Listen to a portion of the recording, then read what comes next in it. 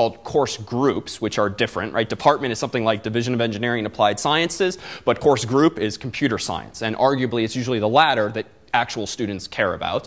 And then you don't have a faculty XML file. Rather, you have the same faculty intermingled again and again and again in all of the various courses that they teach. So when importing this XML file, and let's not spend too much time on the import here because odds are you're at this point or beyond, but let me propose a few tweaks that you might make to your own import script, or even if you're content with how you've imported the data, something to keep in mind for Project 1 or beyond when you have to go through a similar exercise, designing a database schema and getting a whole lot of data into it, not just once, but rather in a way that you can do it again and again. For instance, if your import script right now is not designed in such a way that you could rerun it if we hand you a new courses.xml file tomorrow without having to manually delete all of your tables and start fresh with PHP admin, like there's an opportunity there for improvement. It's not an explicit requirement, and this is one of the curveballs we might have thrown you, but these are the kinds of things you want to keep in mind, designing with reusability in mind. So let me propose this, and this code is online, so you're welcome to adapt some of its own features or not at all if you would like, or if you're still at that point with the first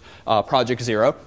But let me point out a few salient design decisions I made when importing just part of the XML file. This does not load everything that you need, but it does load enough so that we can have an interesting conversation in the context of design patterns now. So among the design decisions I made for this import script is one, and for those unfamiliar who forgot in 50 when you wrote a command line script, or we implemented Speller with a command line script, recall that just because PHP is 99% of the time used in web context doesn't mean it has to be, right? You can use it for what are called command line scripts. And the easiest way to do this is to start the top of your file with the so-called shebang, which is just the path to the interpreter that you want to use to actually execute this file. And it doesn't have to be PHP. It can be Bash, which is a shell. It can be Python. It can be Ruby. This is an incredibly common paradigm. And in fact, the file name doesn't even have to end in .php for this to work. You can call it anything you want. And arguably for a command line script, you shouldn't call it .php because the convention is typically for executable programs, even if they're interpreted scripts, to not have some file extension. For those unfamiliar, what does env do? Because this is not the path to PHP. It finds the PHP binary in the path. Exactly. It finds PHP for you. So this is actually a nice portable way of writing a script that is more likely, not guaranteed, to work on other people's computers as well. But conversely, PHP is usually in /user/bin/php or /user/local/bin/php. If you hard code any of those and then give your code to someone else, they might have to manually change the file. So env just lowers the probability of issues like that. Constants, so this is one way you could do it. This is just good convention. If you've been using variables, maybe they're even capitalized variables, that's fine, especially for a small script. You're not likely to change the values, and you're only using them once. But in general, using constants is a good thing. And a better thing, frankly, would be to put it in some other file, or maybe even take it as a command line argument, just so that the script's a little less hard-coded.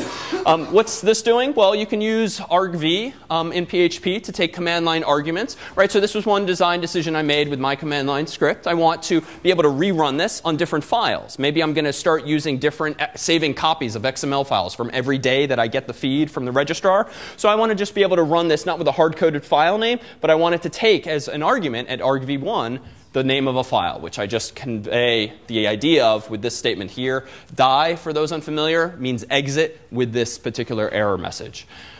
This is the use of some exceptions. We'll see a little more of this in Objective-C, but you can read it pretty top to bottom. Try this, and if it fails, catch the error and do this with it. Well, just die and call the getMessage method inside of the exception object that was thrown, that I've caught, which somehow embodies whatever it is that went wrong. It's probably a typo, it's wrong username, wrong password, something to that effect. Now notice, this is not super friendly to just die with an arcane error message, but realize the user base here. This script is for me and my fellow developers to use. It's not for users. We don't have to dumb things down or simplify things. In fact, I want more technical information. So that's reasonable. Now let's fast forward to the actual loading part. So I regret not having mentioned that what that IBM article does is idiotic, by putting an XML file inside of a PHP file. I have no idea why they did that, because you can take an XML file and just load it directly from disk. So my apologies if you went that way at their advice. I see some smiles, or horrified smiles. That is just the wrong solution, and I don't know why they did that. They should have just said, take this XML file, or given an XML file. So here it turns out, simple XML load file will load an XML file into a big string, and then parse it and hand you back the so-called DOM, which if you think back to 50 is the tree-like structure that represents a web page, or in this case, an XML document. I'm just checking the error messages, and for those who don't recall or are unfamiliar, what's equals equals equals? Yeah, so this is checking for equality of value and also type. So this is actually in PHP a good habit to get into because PHP is so loose when it comes to data typing. This way, you're not going to confuse a value of 0, which is not like, it won't actually happen here. But in the interest of like really rigorous code, saying that I not only want it to equal the equivalent of false, it has to be literally false. And because the documentation says literally false will be returned.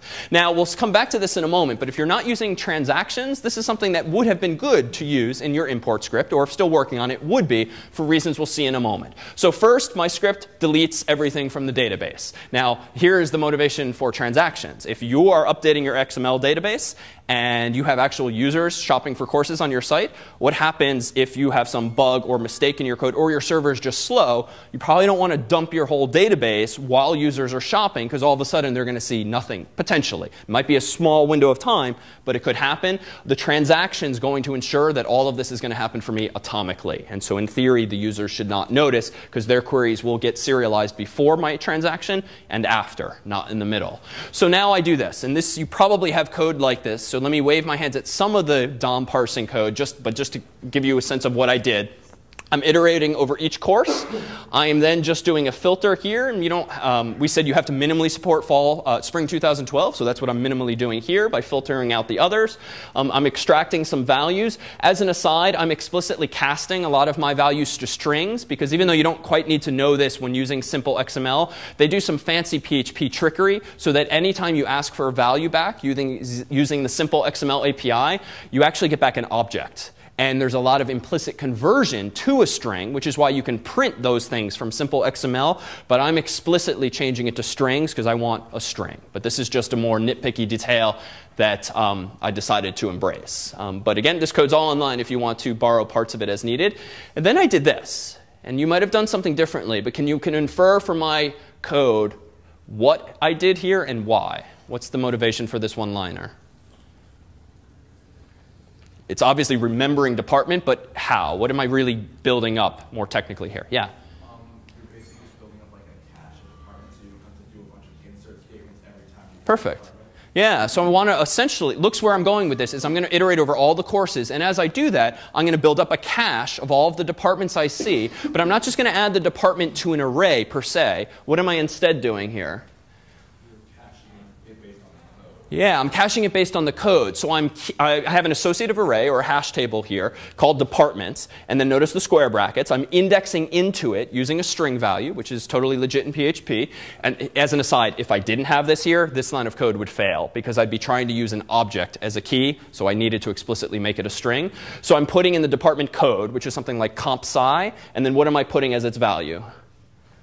So it's short name, computer science. So what does this help me avoid? If I had just used a simple array and appended to an array again and again, what would I get? I'd get a huge departments array with like 100 copies of computer science, if there's 100 computer science courses. So this way I'm ensuring uniqueness. So on the first iteration, this is useful because I'm getting comp sci equals computer science. On subsequent iterations, I'm blowing away that same value. So if I really wanted to be anal, I could first say, is it set? If so, continue, else do this. But this is a nice one-liner for just building up a nice key value store that I can later iterate over.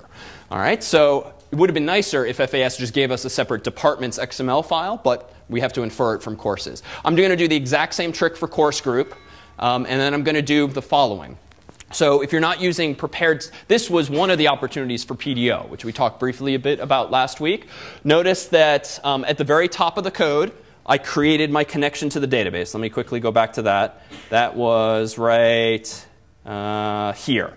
So recall that I created this database handle, DBH, using the username and password. So notice now what I'm doing. I want to insert the current course into one of my tables. And I'm not inserting all the fields that you care about for the project. I'm just doing some basic ones. So notice I get this statement ready. It's wrapping because of the font size. But insert into course these several fields, these several values. What do the colons denote before each value? Yeah, it's like placeholder. It's like a fancy version of %s. Put something here. What do I want to put there? Well, notice I'm preparing an associative array. And I could have done this in one line, but I wanted to just make it more readable as code. So I'm creating an associative array of cat num to this, course group to this, and those fields I got earlier, recall, from the XML. Why am I doing this? These two one-liners with the ternary operator? What design decision did I apparently make in my database? And recall that numInt and numChar, they're actually optional, right? There's math A, which doesn't have a number, but there's computer science 50, which doesn't have a char. Since you're only going to have one or the other, you have the option to take null. Right. So I made the conscious choice, and we'll see this if we go over to phpMyAdmin, that because not all courses have a numInt or have a numChar, rather than just concatenate them, I'm going to still keep them separate just because that's what I wanted to do.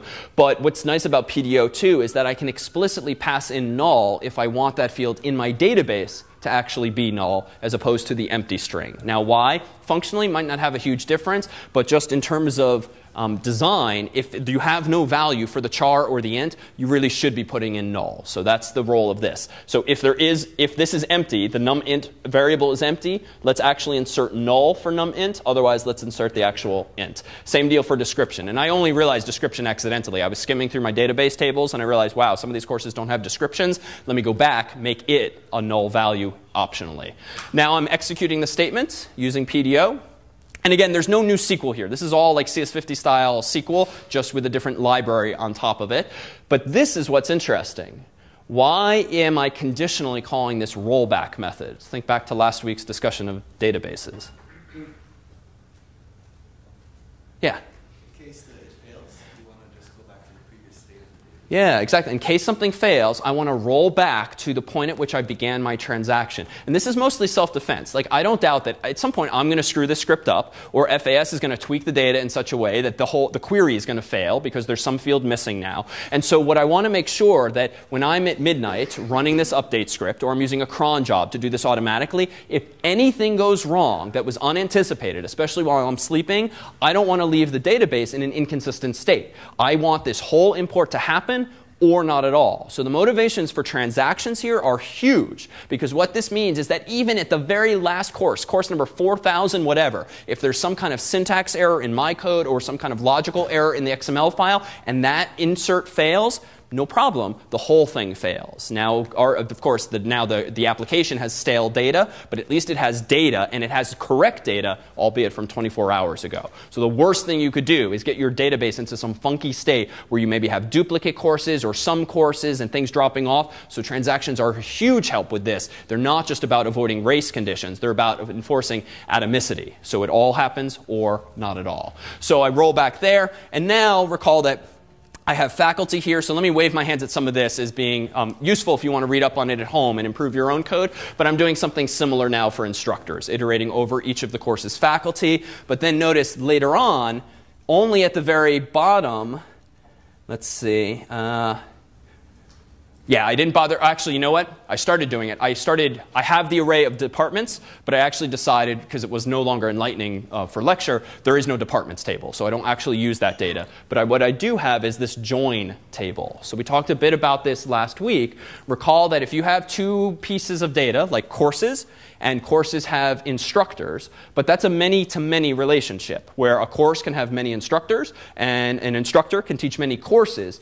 You kind of have to somehow be able to rejoin instructors with courses. And so a very common paradigm in SQL and relational databases is you have a third table, a join table, that's named similar to both tables, where you take one word from one table, underscore one word from another, or something like that. And what does this have, apparently? This table has catnum, comma, instructor ID. So what I'm doing here is in my third table, I'm making sure that I can reconstruct the association of faculty with courses by having this third table. And we'll actually talk to that table in code in just a moment. Yeah? Would doing an insert ignore for departments being a lot more costly than the method you would have done? No, insert ignore is actually good. And I'm actually doing it. Yeah, well, let's see. Why did I do it here? Actually, this is copy, paste, fail. This one was necessary. Why did I do insert ignore into instructors? This was deliberate. Right? Like, so Malin teaches 2 courses, and if I have on my instructors table a primary key on instructor ID, the second time I try to insert Malin for, say, the second course, CS164, I would actually get a SQL error, which means I would trigger that if condition, which means I would roll back just because I happen to teach 2 courses. And same deal for any other instructor.